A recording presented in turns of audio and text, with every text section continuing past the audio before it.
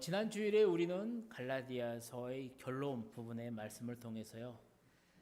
진정한 기독교가 또 진정한 기독교인이 중시하는 두 가지를 살펴보았습니다. 첫 번째는 뭐냐면 진정한 기독교는 이 내면의 변화를 중시한다라는 거예요. 그리고 두 번째는 진정한 기독교인은 십자가만을 자랑한다라는 겁니다. 그러면서 사순절 기간에 나의 내면의 변화와 십자가만을 그 십자가 자랑에 집중하면서 올바른 신앙의 길을 걷자고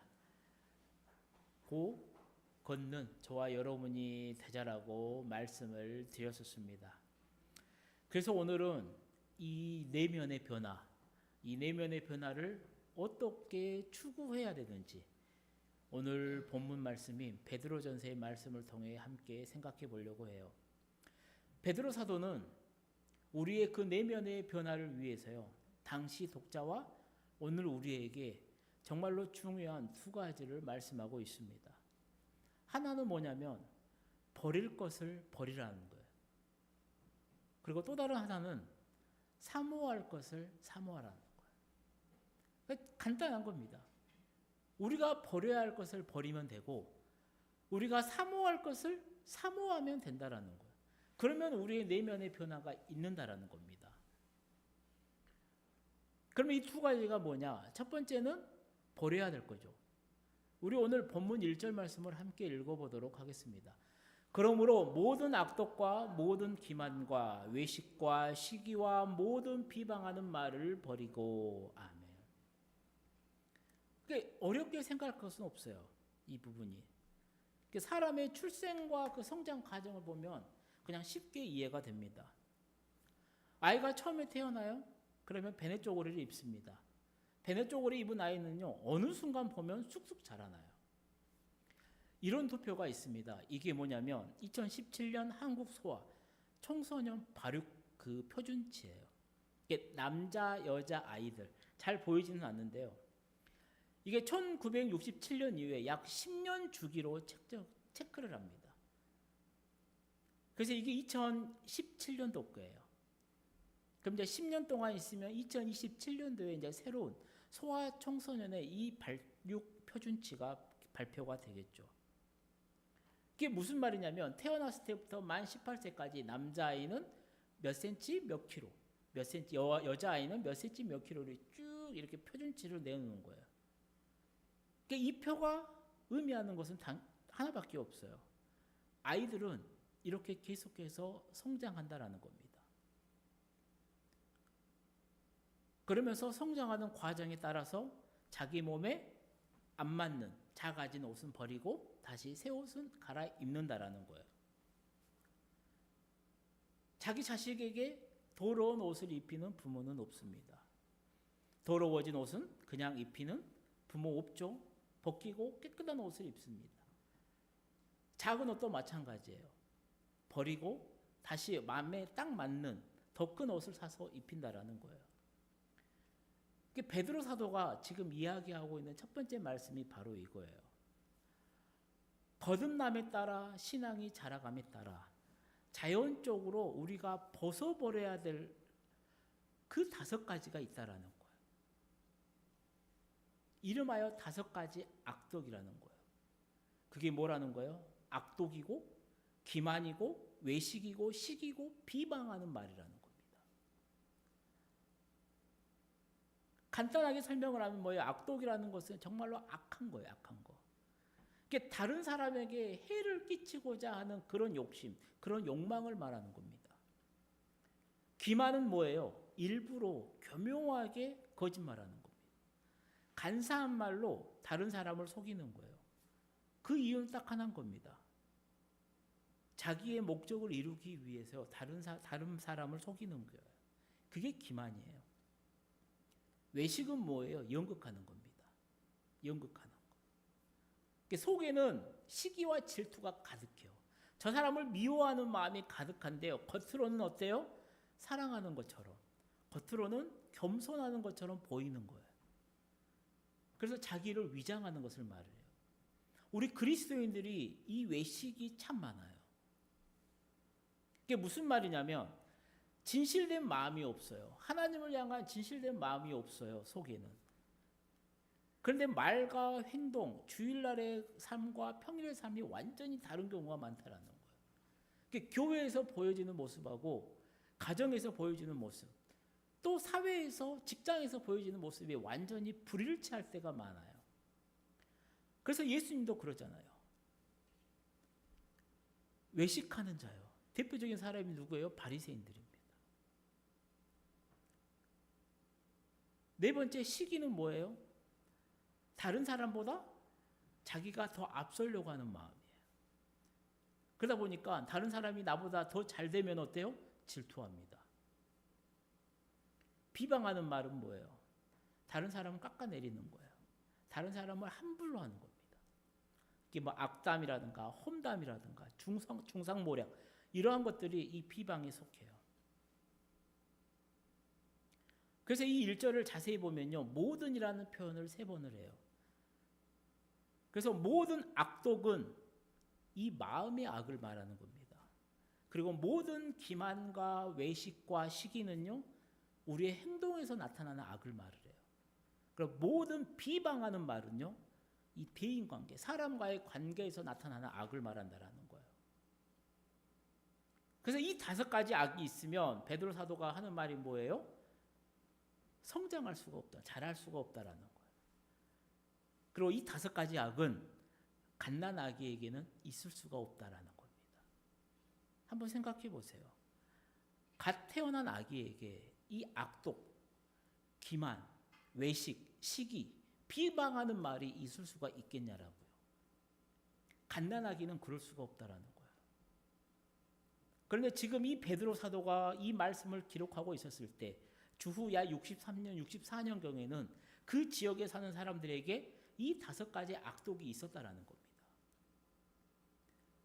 그러니까 정말로 안타까운 마음으로 이 5가지 악독을 버리라는 거예요. 이것을 너희들이 가지고 있는 한 너희들의 신앙은 절대로 자랄 수가 없다라, 성장할 수가 없다라는 겁니다. 예수님을 믿고 거듭남에 따라서 자연적으로 성장을 해야 되는데, 그러면서 몸에 안 맞는 옷은 버려야 되는 거고 새로운 옷으로 갈아입어야 되는 건데, 너희가 예수님 믿기 전에 그 모습, 그 5가지 악독을 계속해서 가지고 있으면은 그거는 안 된다라는 거예요. 내 믿음의 성장도 방해할 뿐만이 아니라 이 악독은 교회를 파괴하고 공동체를 파괴한다라는 겁니다. 사랑하는 성도님들, 저와 여러분 예수님을 믿음으로 거듭났어요. 사탄의 자녀에서 하나님의 자녀가 되었습니다. 그렇다면 믿기 전에 우리가 가지고 있었던 이 5가지 악독은 이제는 벗어버려야 된다는 거예요.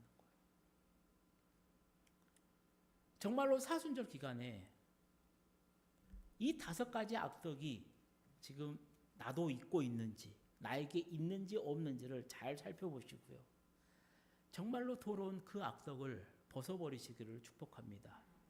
그리고 내 힘으로 안 된다, 그러면 정말로 기도함으로 성령 하나님의 능력으로 벗겨지는 귀한 역사가 우리 모든 성도들에게 있기를 축복합니다. 2번째는 뭐예요? 첫 번째는 버릴 것을 버리라는 거예요. 2번째는 사모할 것을 사모하라는 겁니다. 우리 본문 2절에서 3절 말씀을 함께 읽어보도록 하겠습니다. 갓난아기들 같이 순전하고 신령한 젖을 사모하라. 이는 그로 말미암아 너희로 구원에 이르도록 자라게 하려 함이라. 너희가 주의 인자하심을 맛보았으면 그리하라. 아멘.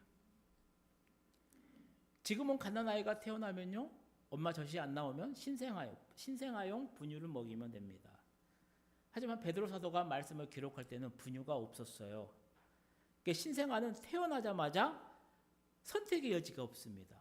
바로 어디로 직행을 해요? 엄마 젖으로 직행을 해요.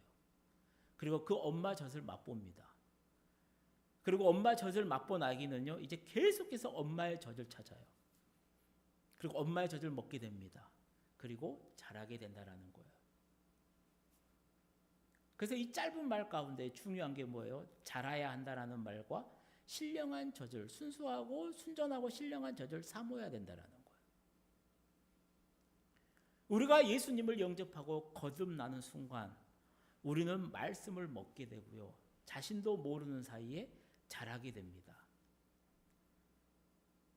제가 서두에 보여줬었던 그 2017년도 한국 소아청소년 발육 표준치를 보게 되면요. 그 여아의 경우, 여자아이의 경우를 보게 되면 태어날 때는 불과 49.1cm입니다. 몸무게는 3.2kg에 불과해요. 그게 표준치가. 이 여자아이가, 이 여아가 엄마 젖을 알아요. 엄마 젖을 먹습니다. 자라면 이유식을 하고요. 이제 하루 세 끼 밥을 부지런히 먹어요. 그러면서 학교도 다니고 막 하겠죠. 그리고 18살이 되었을 때, 18세가 되었을 때 키가 어느 정도냐면 160.6cm, 몸무게는 54kg 정도로 표준치로 자란다라는 거예요. 이렇게 자라나는 것은 자연스러운 현상이에요. 믿음도 그렇다라는 거예요. 믿음도. 우리가 예수를 나의 주로 고백하고 예수님을 나의 주님으로 받아들이는 순간 우리는 예수님의 사람으로 거듭납니다. 그리고 그 순간에 우리 안에는 썩지 아니할 하나님의 말씀이 심겨져요.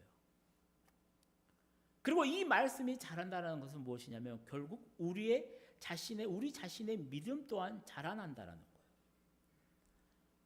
그러니까 우리 안에 심겨진 말씀을 통해 우리의 믿음 또한 자라난다라는 거예요. 베드로 사도가 말하는 것은 분명한 겁니다. 단순해요. 내가 예수를 믿고 거듭난 순간 우리 안에는 하나님의 말씀이 심겨져요. 그리고 우리가 계속해서 믿음 생활을 하는 순간 이 말씀은 자라나요. 더불어 우리의 믿음 또한 자라난다라는 거예요. 그러기 위해서 뭐를 해야 된다는 거예요? 순전하고 신령한 이 젖을 먹어야 된다라는 거예요. 그래서 지금 베드로 사도는 하나님의 말씀을 듣고 우리가 영적으로 새롭게 태어났다라면 계속해서 순전하고 신령한 젖을 사모하면서 먹으라라는 거예요. 그래서 계속해서 하나님의 사람으로 멋있게 성장해 자라가라라는 겁니다.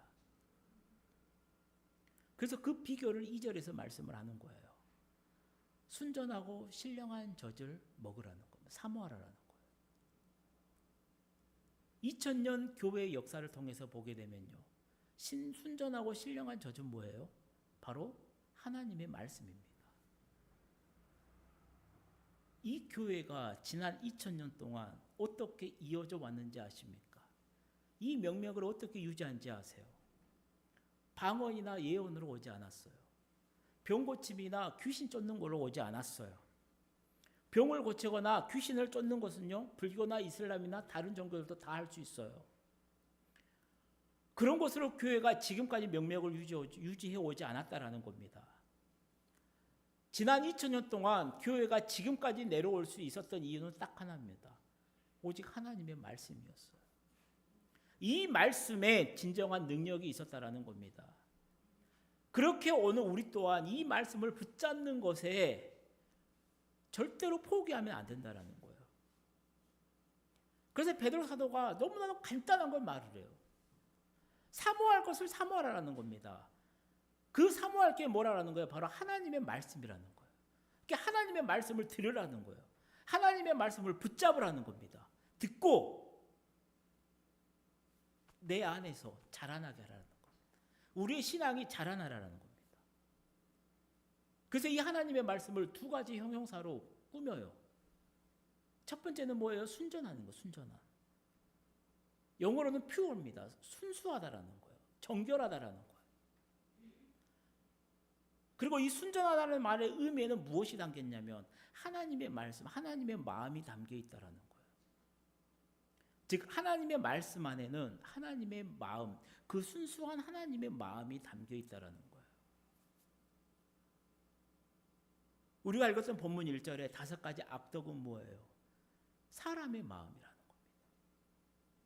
악독하고 기만하고 외식하고 시기하고 비방한 것들. 그거는 사람의 말에 담길 수가 있다라는 거예요. 왜 그런 말을 하느냐? 내 마음에 있는 그 생각이 말을 통해서 나오기 때문이라는 거예요. 왜 사람들끼리 상처를 주고받아요? 대부분이 말을 통해서예요. 우리 안에 있는 그 악한 정서, 이 5가지 악한 정서가 들어있기 때문에요. 그게 나오는 겁니다. 그래서 베드로 사도는 그거를 버리라는 거예요.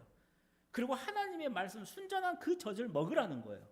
하나님의 마음을 우리 마음속에 담으라는 겁니다. 실제로 그러면 어떻게 돼요? 하나님의 말씀을 듣고요. 하나님의 말씀을 읽고요. 하나님의 말씀을 묵상을 하면 어떤 일이 벌어져요? 놀랍게도 우리 마음이, 내 마음이 깨끗해져요. 이유는 다른 게 아니에요. 하나님의 그 정서가 우리 안으로 들어오기 때문이라는 거예요. 이렇게 말씀을 계속해서 묵상을 하다 보면요, 어느 순간 정말로 걱정했었던 것들, 근심했었던 것들, 두려워했었던 마음이 사라집니다. 말씀을 계속해서 묵상하다 보면 어떻게 돼요? 정말로 추잡한 생각들, 정말로 더러운 생각들, 정말로 음란한 생각들이요, 사라지기 시작합니다. 그렇기 때문에 하나님은 우리에게 분명하게 말을 해요. 이 하나님의 말씀이 우리를 살리는 거라고, 우리의 생명이 되는 거라고. 하지만 우리가 말씀을 멀리하면 멀리할수록 어떻게 되는지 아십니까? 오늘 본문 1절에 나와 있는 이 악한 정서들이 담겨요. 계속해서 그러한 정서들이 우리 마음속에 쌓여요. 그러다 보니까 우리의 말도 악해집니다. 우리의 생각도 악해져요. 자꾸만 침체됩니다. 자꾸만 분노합니다. 자꾸만 괴로워하고 답답합니다. 말씀을 안 읽다 보니까, 말씀을 안 먹다 보니까 맨 쓸데없는 것이나 악한 것들만 먹어요. 한번 곰곰이 생각해 보세요. 혹시 지금 어떤 일 때문에, 어떤 사람 때문에, 어떤 환경 때문에 내 마음이 무겁습니까? 내 마음이 답답합니까? 화가 나십니까? 사랑하는 성도님들, 말씀을 붙드세요. 말씀을 듣고, 말씀을 읽고, 말씀을 묵상하십시오. 그러면 내 마음이 바뀌어요. 내 정서가 바뀝니다. 내 삶의 분위기가 바뀌고요. 내 마음의 평안이, 하나님이 주시는 평안이 지배하기 시작합니다. 그러니 말씀을 듣기 전에, 말씀을 읽기 전에요, 이렇게 기도해 보세요. 주님, 제가 주님의 말씀을 접할 때 주님의 그 깨끗한, 그 순전한 마음을 내가 마음껏 먹게 하옵소서. 그 나에게 생명이 되는 그 말씀을 붙들려고 최선을 다할 때요, 정말로 그 귀한 하나님의 말씀이 우리 성도님들을 붙들어 줄 것입니다. 그리고 그렇게 순전한 젖을 매일매일 먹음으로 주님이 주시는 그 평안한 삶을 사는 우리 모든 성도님들이 되시기를 축복해요. 두 번째 형용사는 뭐예요? 신령한이요. 신령한. 신령한 젖을 먹으래요. 요 신령한이라는 헬라어는 뭐냐면 로기코스라는 단어예요. 로기코스. 전에도 한번 말씀을 드렸어요. 신약성경에 딱 2번 쓰입니다. 로기코스라는 단어가. 오늘 본문에 한 번 쓰이고요. 한 번은 어디서 쓰이냐면 우리 로마서 12장 1절에 우리 한번 함께 읽어보겠습니다. 그러므로 형제들아, 내가 하나님의 모든 자비하심으로 너희를 권하노니 너희 몸을 하나님이 기뻐하시는 거룩한 산 제물로 드리라. 이는 너희가 드릴 영적 예배니라. 아멘. 여기서 어떤 단어가 로기코스라면 영적 예배니라. 영적이라는 단어.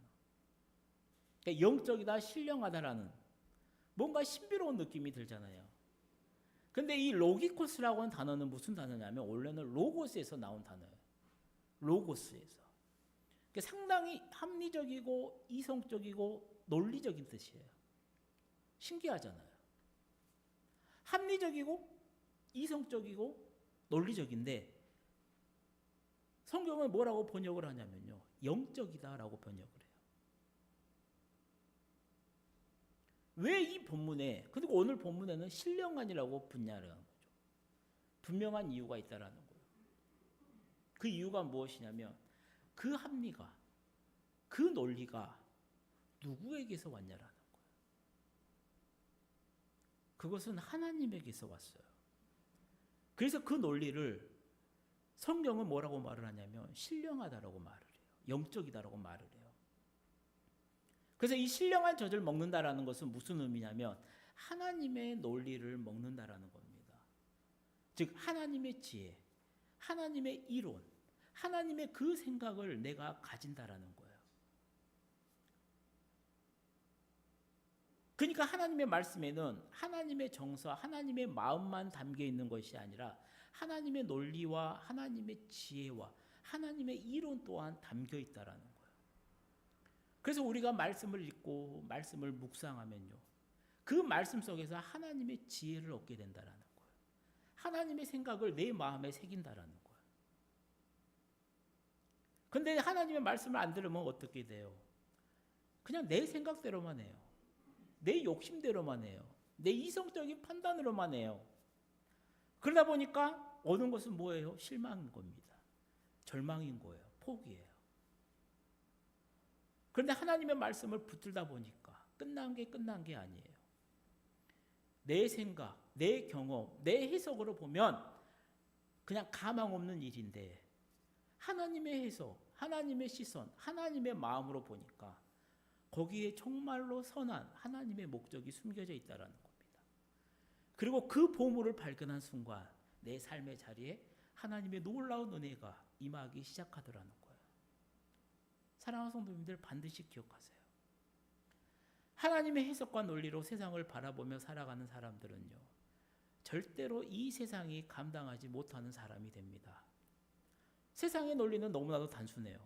잘 되면 잘 된 거고 안 되면 안 된 겁니다. 괴로운 거예요. 그러니까 잘 되면 누구 탓이에요? 내 탓이에요. 안 되면요? 내 탓이에요? 아니요. 환경 탓입니다. 남 탓이에요. 조상 탓이에요. 그런데 그런 세상의 논리가 하나님의 논리로 볼 때 어떻게 해요? 우리가 인내성으로 부른 찬양 있잖아요. 고통 가운데도 계시는 하나님. 고통 가운데도 기뻐할 수가 있어요. 정말로 어려운 환경 가운데서도요, 찬송할 수가 있어요.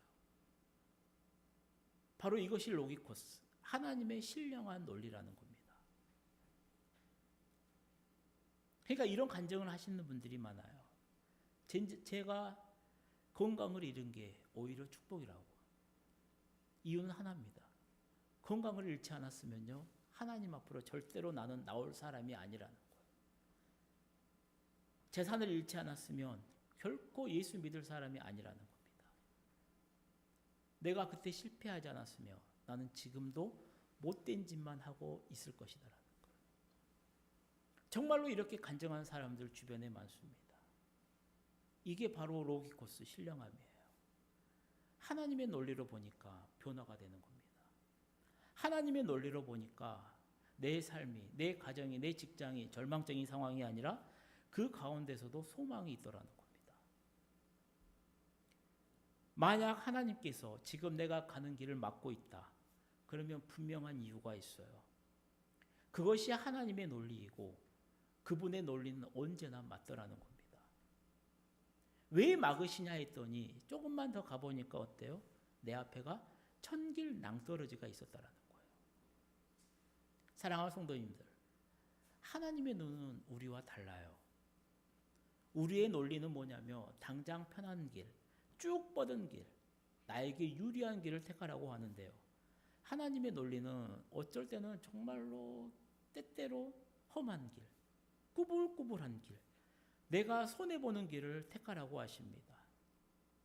그런데 우리의 믿음은 어디에 둬야 되냐면 이 하나님의 논리는 언제나 맞고 내가 틀린다라는 데 두어야 된다는 거예요. 그리고 그 모든 것이 바로 이 하나님의 말씀 속에 있습니다. 그래서 우리가 하나님의 말씀을 읽을 때, 우리가 하나님의 말씀을 들을 때, 우리가 하나님의 말씀을 정말로 간절히 사모할 때 우리는 하나님의 가치관, 하나님의 이론, 하나님의 논리를 먹게 되는 겁니다. 그리고 그렇게 우리가 나아갈 때 우리는 전혀 다른 사람, 세상이 감당하지 못하는 사람이 되더라는 것이죠. 그러니 사랑하는 성도님들, 정말로 이 하나님의 말씀을 사모하십시오. 이 하나님의 말씀을 붙드십시오. 이 하나님의 말씀을 잘 들으십시오. 이 말씀이 우리에게, 아니 나에게 평생 사모할 양식이며 생명인 것입니다. 이제 말씀을 마치려고 해요. 사랑하는 성도님들, 진정한 기독교, 진정한 기독교인은 내면의 변화를 중시합니다. 다시 말해서 정말로 진정한 기독교인이라면 내면이 성장하고 성숙해야 된다는 겁니다. 그러기 위해서 오늘 우리는 베드로 사도가 말씀한 이 두 가지에 집중해야 됩니다. 버릴 것은 버려야 돼요. 베드로 사도가 말하는 이 5가지 악덕은 버려야 되는 겁니다. 두 번째는 뭐예요? 사모해야 될 것을 사모해야 됩니다. 다른 것이 아니라 하나님의 말씀, 그 말씀을 사모하고 붙들고 잘 들여야 된다는 거예요. 그래서 우리는 하나님의 사람으로 계속해서 자라가야 된다는 겁니다. 이것이 사순절 3번째 주일 아침 하나님이 우리에게 주신 말씀입니다. 이 말씀을 하나님이 나에게 주신 귀한 말씀으로 받으시고요. 정말로 하루하루 하나님의 사람으로 올바르게 성장하는 우리 모든 성도님들이 되시기를 주님의 이름으로 간절히 축원드립니다. 기도하시겠습니다. 사랑의 하나님 아버지, 우리에게 베푸신 은혜가 참 많습니다. 오늘 또 우리에게 주시는 귀한 말씀을 들었습니다. 우리가 하나님의 사람으로 내면이 변화되고 내면이 더 주님을 닮아서 성장해야 되는데 그 성장의 방법을 오늘 베드로 사도가 이야기해 준 말씀으로 생각했습니다. 오늘 주신 말씀처럼 우리의 모습을 돌이켜 말씀을 잘 받아서 이 말씀대로 살아감으로 하루하루 지났을 때 우리 모두가 더 주님을 닮아가고 주님의 향기를 발할 수 있는 성숙한